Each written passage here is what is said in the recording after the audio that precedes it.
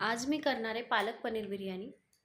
त्यासाठी मी 2 वाट्या तांदूळ भिजत घातलेले आहे। कुकरमध्ये आता 6 वाट्या पाणी मी उकळायला ठेवलेलं आहे। त्यातच आता हळद, मीठ आणि कच्चा मसाला टाकायचा आणि पाण्याला उकळी आल्यावर भिजवलेले तांदूळ टाकायचे। तांदूळ उकळतात ते तोपर्यंत आपण एक वाटण करून घेऊ।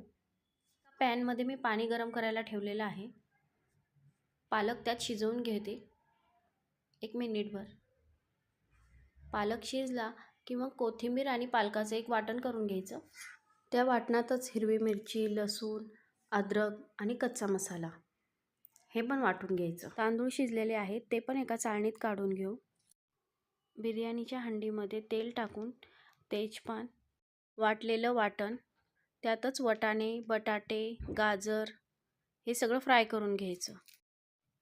हे फ्राय झाल्यानंतर त्यात अर्धी वाटी दही टाकायचं आणि त्यातच हळद, बिर्याणी मसाला, मीठ टाकून पुन्हा एकदा फ्राय करायचं। तळलेला कांदा टाकून परतून घ्यायचं। हे सगळं परतून झाल्यानंतर पनीर टाकायचं। पनीर पण छान फ्राय करून घ्यायचं आणि अर्धा मसाला काढून ठेवायचा। आता एक भाताची लेयर लावून घ्यायची। त्यावर कांदा तळलेला,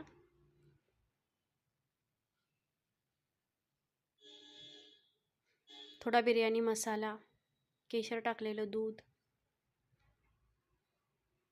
टाकून घ्यायचं। 2 चमचे तूप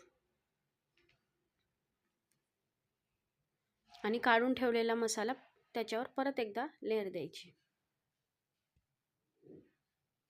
आणि राहिलेला भात पूर्ण टाकून घ्यायचा। त्याच्यावर पुन्हा कांदा,